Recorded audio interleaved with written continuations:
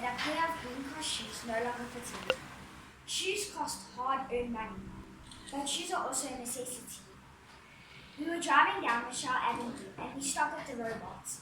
We looked out the window and saw a little boy that was barefoot, kicking stones. He looked happy, but we couldn't forget seeing how sore his feet looked. Dory immediately rushed home. Thought of his green cross shoes laying in his cupboard that were gathering dust.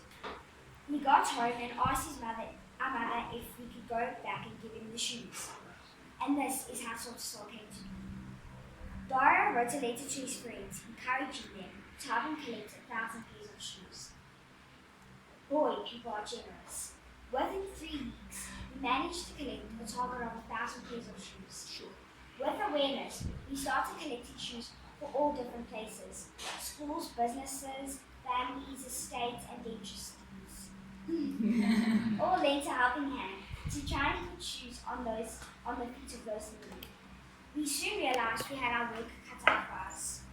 Driving, collecting shoes, sorting, and counting shoes is something that a 9-year-old cannot do on his own, especially without a driver's license. Thank you, Mom and Dad. Never did Dora imagine that 2 years down the line, Sole2Sole would have collected nearly 30,000 pairs of shoes. Collecting shoes is amazing, but I cannot explain the joy it brings. The total joy someone that truly needs shoes gets from receiving a pair of shoes. Shoes get you from A to B. Shoes keep your feet warm. Shoes protect your feet. Shoes help you walk tall and hold your head up high. Shoes give you dignity. Where do our shoes go? We visit many different places like orphanages, old age homes, underprivileged schools, squatter camps, and cancer hospitals. There are people who don't have shoes. I challenge you to clear out your cupboard and think of the shoes that no longer fit you, that could be useful to someone less fortunate. Thank you for having me to come to me.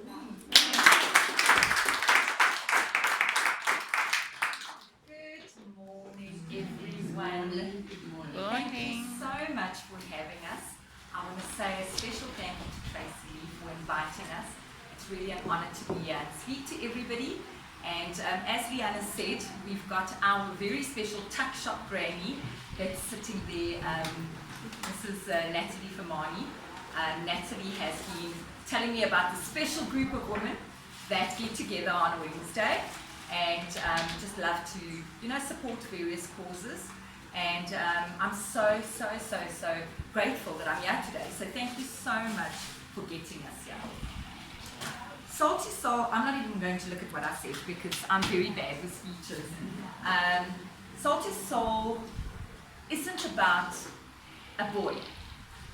It started with a boy. It started with Dario, my son, when he was 9, which, by the way, I really just have to apologize for Dario not being here today. He wrote a science test today, and I'm one of those really strict moms that make sure that school comes first. So grade 6 is quite hectic. I decided that he's not going to come and join us today. I decided Liana would take a little bit of time out, and it works out because she's a little girl and we've got a group of amazing women sitting in front of us. Sole2Sole isn't about a child. Sole2Sole is about people. Sole2Sole is about this lady sitting in front of us here, Julie from the Alberton Records. Sole2Sole is about, this is Natalie Famani. Sole2Sole is about Tanya Gunther. Sole2Sole is about Tracy Lee. Sole2Sole is about people being inspired to help and do good. And that's exactly what everybody that I've mentioned here has done. Because by promoting Sole2Sole through newspaper, other people see what we do. And we are only able to do what we do because of people that help us. And as Liana mentioned, Dario was able to collect 1,000 pairs of shoes in 3 weeks.